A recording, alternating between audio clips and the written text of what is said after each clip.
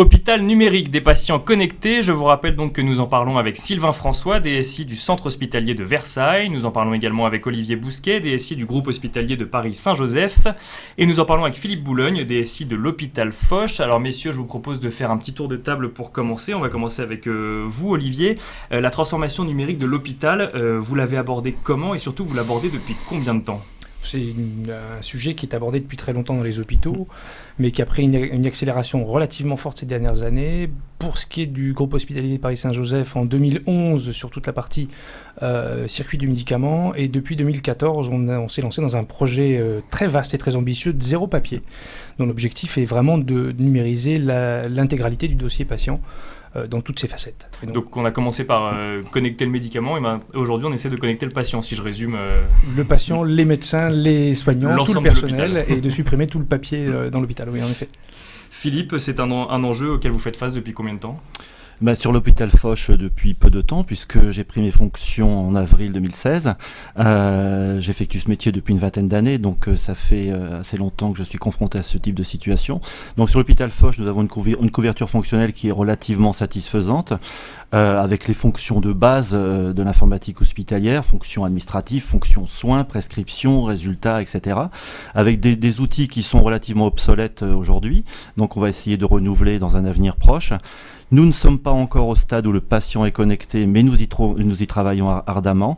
Donc on reviendra sur le sujet par la suite. Donc la première étape en fait de la transformation numérique, déjà, c'est de mettre le numérique à jour dans un hôpital pour que ça fonctionne correctement et au standard aujourd'hui de ce qu'on peut attendre. C'est-à-dire qu'en général, pour construire quelque chose de solide, il faut avoir de bonnes fondations. Donc on commence par l'infrastructure, les postes de travail, mettre à niveau les outils, et après on s'oriente vers le patient connecté, le portail patient pour qu'il ait un certain nombre de services. Le but du jeu étant que l'information médicale soit disponible tout au cours de la prise en charge du patient, partout et pour tout le monde. Alors on va en parler justement des différentes étapes de ce parcours patient, mais d'abord donc Sylvain, cette transformation numérique au centre hospitalier de Versailles, vous y faites face depuis combien de temps et comment est-ce que vous l'avez abordée ? Alors un peu comme mes deux collègues, l'informatisation au niveau des hôpitaux est assez ancienne. Pour le cas de Versailles, à peu près 30 ans. Mais effectivement, depuis quelques mois, on sent une forte accélération de la demande sur certains sujets qui n'étaient pas abordés fatalement il y a 30 ans, notamment l'accès par le patient ou les professionnels de ville à la donnée, donc sortir la donnée de l'hôpital, et puis aussi des notions de mobilité, avec l'évolution des métiers de l'organisation des services de soins, où désormais on demande également à avoir accès à l'information où qu'on soit dans l'hôpital et quel que soit le dispositif qu'on utilise. Donc c'est ça vraiment les grands enjeux aujourd'hui, c'est en fait que le parcours de soins du patient puisse être suivi d'un bout en bout, et avec notamment cette notion de mobilité, cette notion également de zéro papier, comme vous y faisiez allusion il y a quelques instants. Oui, en fait, si on veut partager de l'information à l'entrée de l'hôpital et avec le personnel ou les professionnels à l'extérieur de l'hôpital ou avec le patient, mécaniquement, cette information doit être numérique. Si elle est papier, elle est extrêmement compliquée à partager. Donc c'est un peu un premier besoin à couvrir, qui est de rendre cette information numérique et donc partageable, et bien sûr la partager. Alors, toutes les informations sont pas simples à partager et simples à numériser, mais et c'est pour ça que les établissements ont tous plus ou moins démarré par un certain nombre de sujets. Mais c'est vrai qu'aujourd'hui, on voit une vraie dynamique de la part des patients particulièrement, mais de la médecine de ville aussi, et des différents établissements à travailler ensemble.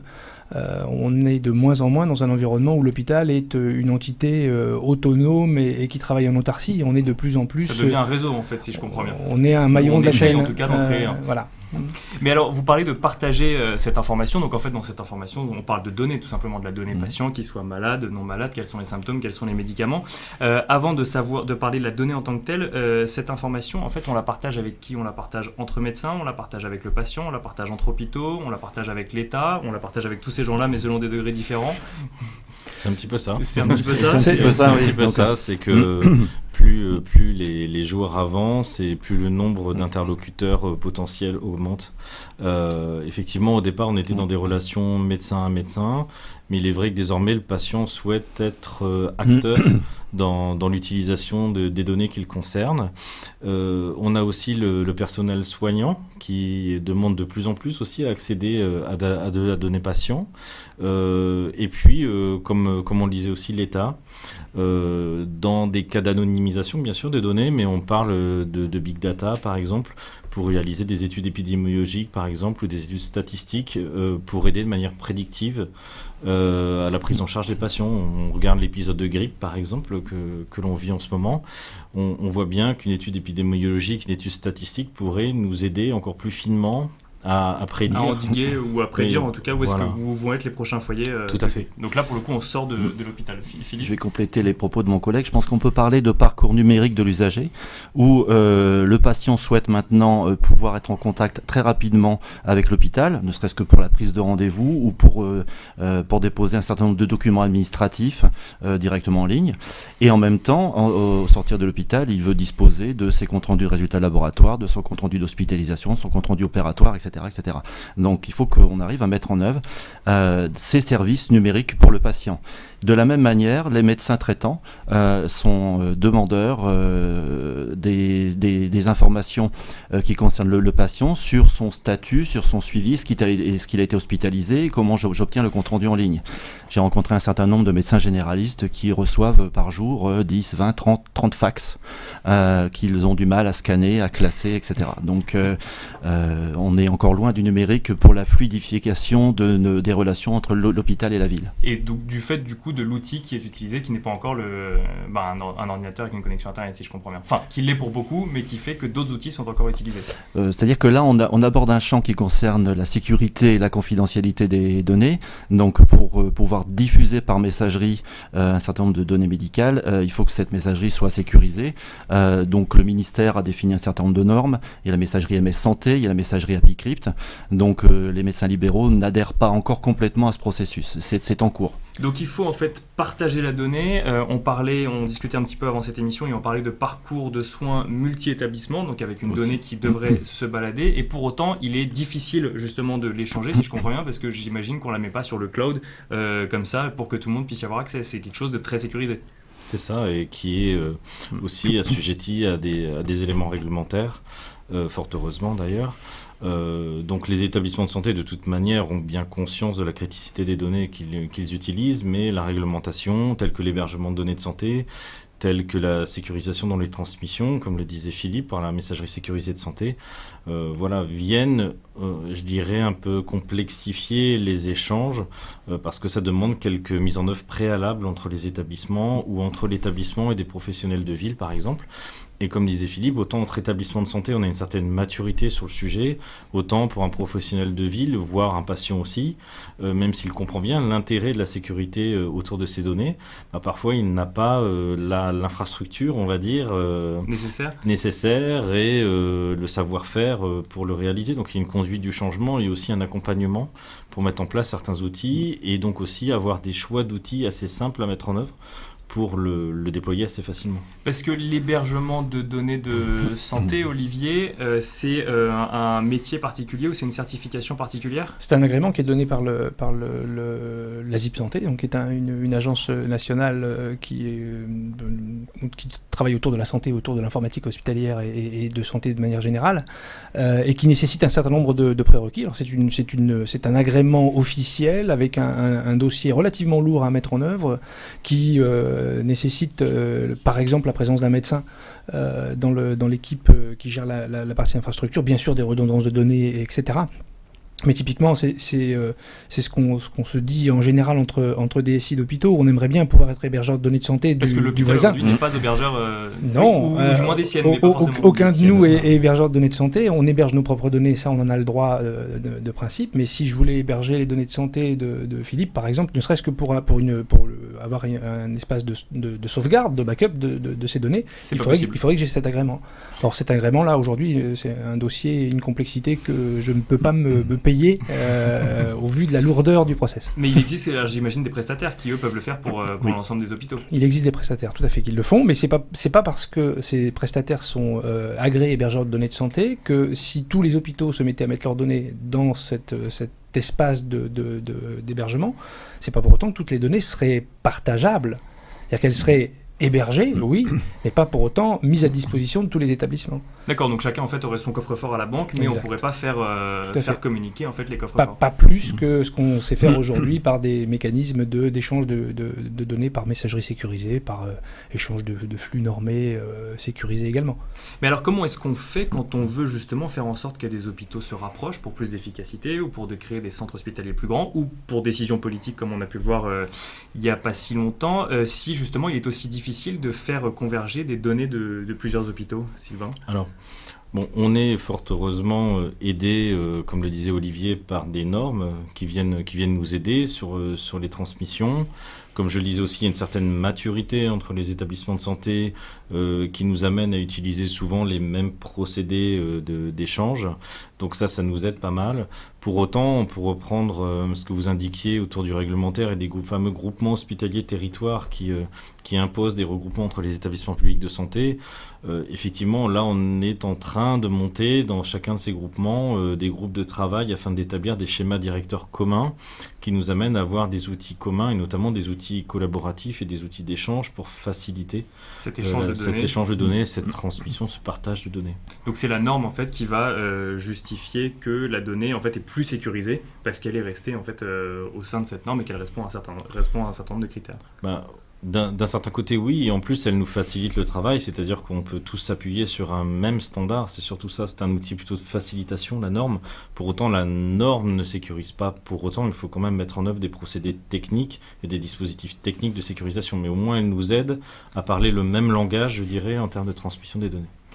Pour rester sur la donnée, dernière question sur la donnée avant de changer de sujet, un détail, qui n'en est pas un d'ailleurs pour vous, mais question qu'on pourrait se poser, l'hôpital est propriétaire de ces serveurs sont forcément hébergés sur le territoire français ou c'est là aussi il y a des régulations qui sont établies?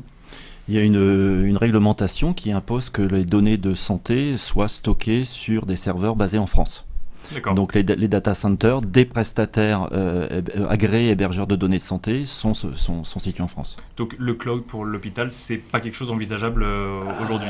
On parle de données médicales, donc la donnée médicale c'est une des données qui est les plus sécurisées en France, probablement plus que les données bancaires, donc qui est soumise à des niveaux de sécurité très très forts. Donc le cloud, probablement le cloud privé, oui. Le cloud public, non. Je pense pas. Le cloud hybride à discuter. Donc voilà où on en est aujourd'hui. Alors sur l'utilisation de la donnée, on en parlait avant, il y a plusieurs façons de l'utiliser, disons plusieurs processus dans le parcours patient. Il y a la donnée que le patient envoie à l'hôpital, il y a la donnée que le patient va avoir dans l'hôpital, il y a la donnée que le patient va avoir à sa sortie de l'hôpital. Moi, ma question, elle est simple. Est-ce qu'aujourd'hui, on parle de patients connectés ou est-ce que c'est simplement un parcours patient qui est agrémenté en fait, de données tout au long? Je vais répondre les deux, mon commandant. Le patient, ce que l'on souhaite lui fournir, c'est l'accès à ces données médicales, qu'il s'agisse de données administratives ou de données médicales ou de données de sortie. Le patient pourrait être connecté aussi pour son suivi. Et je vois par exemple un certain nombre d'exemples qui tournent autour de la chirurgie ambulatoire et une réhabilitation rapide. Donc un certain nombre de patients aujourd'hui ont des objets connectés ou peuvent répondre en ligne, peuvent renseigner en ligne les constantes concernant la douleur et ainsi générer des alertes pour soit une consultation en urgence, soit un rappel pour le passage d'une infirmière libérale à domicile. Donc le patient peut être à la fois connecté, mais ce que l'on souhaite aussi, c'est lui fournir les services numériques le plus rapidement possible. Olivier, on voit fleurir, c'est une question de plus en plus d'objets connectés ou d'applications dans les hôpitaux ou c'est pas encore la priorité de la numérisation? Alors c'est encore le début. Il y a énormément de systèmes existants. Peu sont vraiment uniformisés et adaptés à l'ensemble des patients dans l'ensemble de leur pathologie. Aujourd'hui, on voit apparaître des applications mobiles, par exemple, ce que disait Philippe sur la chirurgie ambulatoire, qui restent limitées à la chirurgie ambulatoire. C'est-à-dire que le même principe pourrait être appliqué à des séjours de médecine, à des séjours ou à des passages pour des explorations fonctionnelles quelconques. Aujourd'hui, c'est pas le cas. C'est le patient de plus en plus interagit avec l'hôpital et devient de plus en plus le point central d'ailleurs, il est par définition il est le point central de tout ça. Mais historiquement, c'est plutôt l'hôpital qui était le point central. Et le patient était un patient. Aujourd'hui, les patients sont des consommateurs de la santé, entre guillemets, sans aucun côté péjoratif là-dessus. Mais et l'hôpital a besoin de l'implication du patient dans sa préparation à la venue de l'hôpital, dans sa sortie, dans son suivi pour éviter de revenir, pour éviter les complications. Et le patient a besoin et a envie d'avoir les mêmes types de services qu'il trouve dans d'autres domaines. Aujourd'hui, on est en train de parler, ça devient une réalité depuis quelques mois seulement, de prise de rendez-vous sur Internet pour les hôpitaux. Or, il y a 2 ans de ça, c'était de la science-fiction pour la plupart des hôpitaux que de permettre de prendre un rendez-vous sur Internet. Ça paraît tellement évident aujourd'hui, je pense que dans quelques années on en rigolera un peu, mais on est un peu dans cette transformation de l'hôpital nous, on a tendance à essayer de faire des parallèles, par exemple, avec ce qu'on a pu vivre dans les aéroports. Il y a quelques années de ça, pour faire un voyage, il fallait passer dans une agence de voyage, il fallait aller retirer son billet, etc. Aujourd'hui, on arrive avec sa carte d'embarquement sur le smartphone. Donc on assiste à une espèce d'ubérisation de l'hôpital, c'est peut-être un peu fort comme terme, c'est un peu fort, mais non, c'est plus le côté mise à disposition, et il n'y a aucune raison qu'on ne puisse pas le faire, moyennant le fait, bien sûr, de maîtriser la donnée et de la sécuriser, mais il n'y a aucune raison qu'on ne puisse pas faire bénéficier à nos patients des mêmes avancées que la technologie et le numérique peuvent apporter aujourd'hui dans n'importe quel autre domaine. Il ne faut pas oublier non plus que nous ne pouvons... Enfin, on a constaté une augmentation très importante de patients disposant d'une adresse mail et d'un numéro de téléphone portable. Donc, il y a une croissance exponentielle ces 2 dernières années, et à partir de cet état de fait, on a commencé à collecter toutes ces données, ce qui va nous permettre de construire le parcours numérique de l'usager. Justement parce qu'il y a plus de techniques possibles. Sylvain, un petit mot également sur ces objets connectés, sur ces applications, sur le fait... Parce qu'en fait, si on essaye de se projeter un petit peu comme on aime le faire dans cette émission, on comprend que d'un côté, en fait, les services sont numériques, donc pas forcément dans l'hôpital, mais ils peuvent être ailleurs que l'hôpital. Donc en fait, si l'hôpital irait presque à la maison et le patient resterait moins de temps à l'hôpital. Et d'un autre côté, les machines seraient capables de prendre en charge de plus en plus de choses qui étaient hier prises en charge par les humains, si je comprends bien. Oui, alors c'est vrai que pour reprendre ce que disaient Philippe et Olivier, en fait on travaille sur 2 aspects. L'hôpital, si on demande à un patient ce qu'il en pense, c'est qu'il considère souvent que la prise en charge elle est très bonne une fois qu'il est dans la salle de consultation ou une fois qu'il est dans son lit d'hospitalisation, mais pour lui ça correspond aussi à un chemin de croix administratif, par exemple, avant son arrivée, voire après son arrivée. Les outils numériques, typiquement, facilitent grandement le solutionnement de ces difficultés, comme on le disait, prise de rendez-vous en ligne, préadmission, géolocalisation, guide. Les centres hospitaliers sont souvent des labyrinthes. Voilà, j'en passe et des meilleurs, facturation en ligne, paiement en ligne. Pour ce qui est de la prise en charge en elle-même, effectivement, les objets connectés sont des outils qui peuvent venir enrichir les données qui sont à disposition des professionnels de santé. Et on parlait de parcours patient. Effectivement, l'idée n'est pas de créer une cassure entre l'hôpital, la ville et le patient, mais bien de créer une continuité. Et ces objets connectés, en fait, permettent cette continuité entre l'hôpital et la ville. C'est-à-dire que le patient passe à l'hôpital, comme on le dit, s'est fait opérer, par exemple. Et ces objets connectés permettent d'obtenir des données à la fois pour l'hôpital et à la fois pour le professionnel de santé qui assure son suivi en ville, par exemple. Il y a une chose qui est essentielle dans tout ça, c'est qu'en fait, quand le patient arrive à l'hôpital, c'est un moment de stress pour lui. On n'est pas habitué à aller à l'hôpital. Donc, et puis déjà, quand on va à l'hôpital, c'est qu'en plus, on est stressé par la raison pour laquelle on y va. C'est qu'a priori, on est malade. Donc, normalement, on n'est déjà pas dans une situation très, très confortable. Donc, on peut sécuriser, simplifier le parcours, l'accès, donner de la visibilité sur ce qui va se passer à l'hôpital, ce n'est que du bénéfice pour le patient. Mais il y a un deuxième élément qui est extrêmement important, c'est que l'hôpital, une fois qu'il est le patient, quand il est à l'hôpital, en effet, il est bien pris en charge. Quand il est dans sa chambre, il est pris en charge par des soignants, par des infirmières, par des médecins, etc. Et la sortie est aussi un moment de stress. C'est que d'un seul coup, il va se retrouver chez lui, sans cet environnement médical, etc. Et c'est vrai aussi que le parcours, la continuité du parcours à la sortie permet aussi d'avoir une sortie de continuer l'accompagnement. Voilà, plus agréable, plus sécurisée pour le patient et pour tout le monde. Et alors, d'un point de vue très pragmatique, le fait que l'hôpital s'invite chez le patient, entre guillemets, est-ce que ça va permettre de traiter plus de gens à l'hôpital parce qu'on aura besoin de les garder moins longtemps ? C'est-à-dire qu'on veut tendre vers l'efficience, donc la cible idéale c'est un patient qui se sent pas bien, il peut prendre son rendez-vous en ligne directement à l'hôpital, il dépose ses documents en ligne, il arrive, il est accueilli, il n'attend pas, il se géolocalise sur son smartphone pour trouver la consultation du professeur X. Ensuite, il ressort de la consultation, il peut consulter son compte rendu de consultation en ligne, il peut payer en ligne. Et j'ai même oublié qu'au départ, on lui a envoyé sa convocation en ligne pour ce rendez-vous et qui sait peut-être demain sa place de parking, pourquoi pas. Bien sûr. Lui rappeler qu'il a rendez-vous pour s'assurer qu'il est effectivement présent. Ensuite, s'il est vraiment hospitalisé, donc il est opéré et il va au bloc opératoire, en chirurgie ambulatoire par exemple, donc il revient chez lui, il a une application qui permet de suivre un certain nombre de constantes en ligne, qui déclenche des alertes ou pas, et il revient pour une consultation de suivi, ou alors il revient en urgence si les constantes sont plutôt mauvaises. Donc ça, c'est un peu la cible du parcours numérique. Juste pour faire un parallèle sur ce que disait Philippe et qui est totalement vrai, on le voit quand on a un rendez-vous chez son médecin généraliste. Si on a un rendez-vous à 14h pour une consultation de 30 minutes, on est sorti à 14h30 et on arrive 5 minutes avant. Quand on va à l'hôpital, on prend une demi-journée de congé. Parce qu'il y a ce parcours du combattant à l'arrivée, à la sortie, pour attendre son courrier, son compte-rendu, etc. Et c'est ça aujourd'hui qu'on essaye d'éliminer par tous ces types de numérisation et de... Pour plus d'efficience, justement, exactement.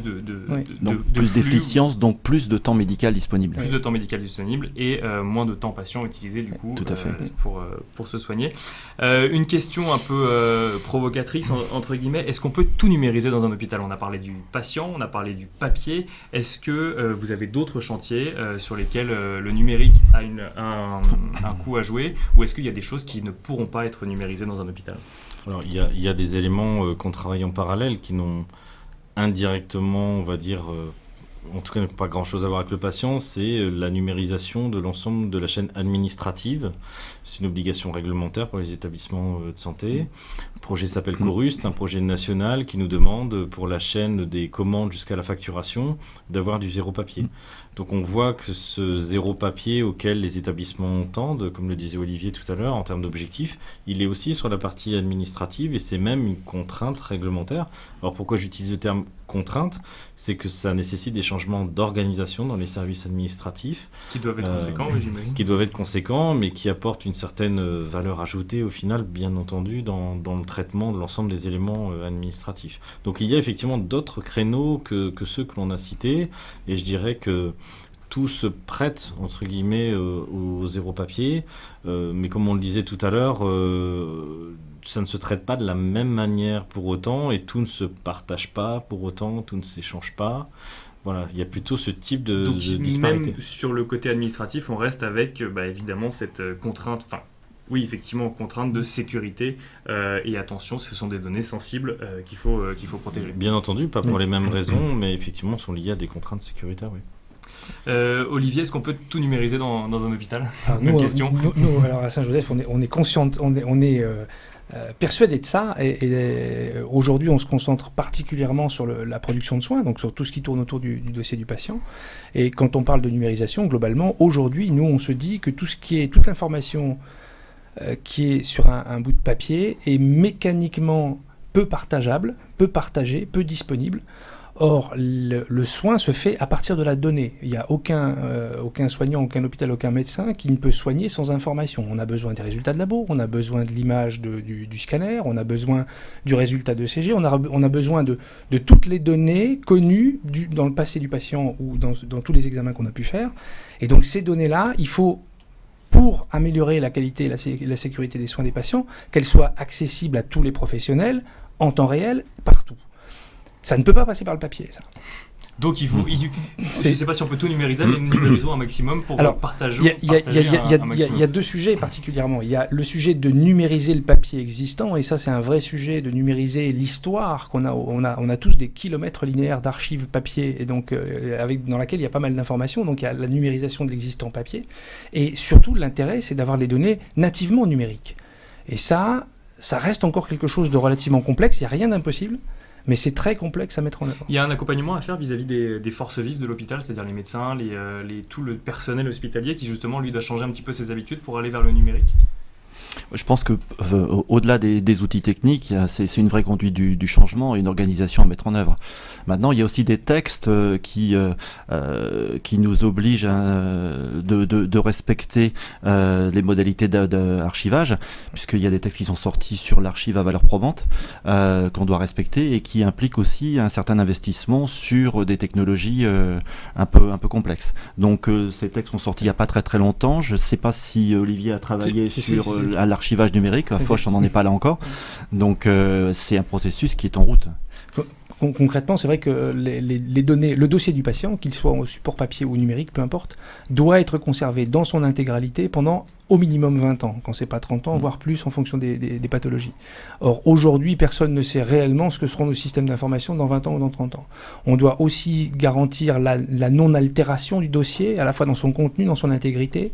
Et ça passe par des outils techniques, en effet, qu'on appelle des SAE, des systèmes d'archivage électronique, qui sont extrêmement complexes et assez coûteux. Et donc, en effet, nous, on est parti dans cette dynamique-là dès le départ, parce qu'on voulait aller dans le zéro papier numérisé, supprimer le papier, mais ça reste un vrai sujet qui est pas aussi basique qu'on peut imaginer. Alors très rapidement pour finir, on a parlé du rôle du DSI qui se trouve être au centre aujourd'hui du parcours patient numérique. Ma question est simple et je vais vous la poser à tous les trois, vous serez peut-être d'accord ou peut-être pas. Est-ce que le DSI d'un hôpital doit être considéré comme un professionnel de santé aujourd'hui, vu la place qu'il prend dans le parcours du patient ? Alors, je pense que dorénavant, chaque acteur de l'hôpital peut être considéré comme un professionnel de santé parce qu'il contribue à sa manière à la prise en charge d'un patient, donc y compris un informaticien. Je dirais que je formulerai autrement, je pense que l'informatique est désormais au centre de la prise en charge du patient. Indépendamment du DSI, c'est tout ce qui tourne autour du système d'information qui est désormais placé de manière centrale dans la prise en charge du patient. Comme le disait Olivier tout à l'heure, à partir du moment où on a des systèmes d'information qui ne sont pas accessibles et que la donnée n'est pas accessible, et à partir du moment où on considère que la quintessence des données est numérique, le médecin ou le soignant est comme assez embêté dans la prise en charge du patient. Il saura faire, mais il sera quand même assez limité. Donc je dirais plutôt que c'est le système d'information qui est désormais au centre de la prise en charge, au même titre que par exemple la prise en charge médicamenteuse par exemple. Donc ça n'est pas le DSI mais le système d'information qui... c'est pas une personne physique ou morale, mais donc ça travaille main dans la main en tout cas avec le médecin. Olivier, Philippe, même question, vous vous considérez comme professionnel de santé ou... À partir du moment où contractuellement nous sommes embauchés dans le monde de la santé, que nous travaillons même en tant que prestataire, puisque la DSI est avant tout un prestataire au service des patients et des médecins et des soignants, je considère que nous sommes des professionnels de santé qui sont soumis au secret professionnel, et donc nous manipulons des données de santé, voilà, parfois anonymisées et parfois pas, tous les jours. Donc oui, intrinsèquement, nous sommes professionnels de santé.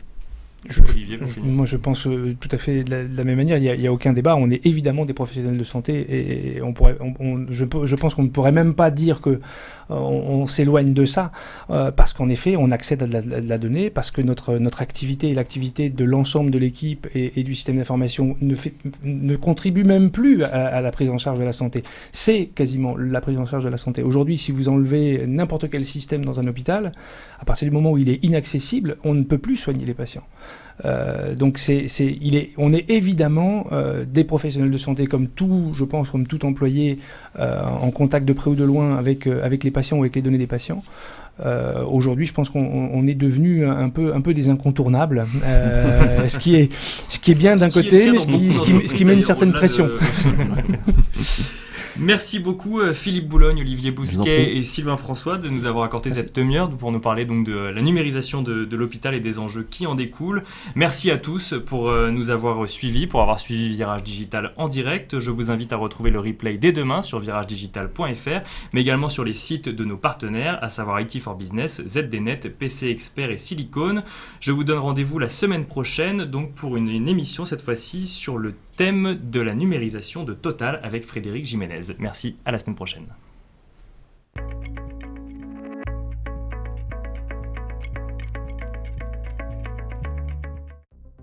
Demain appartient aux plus rapides.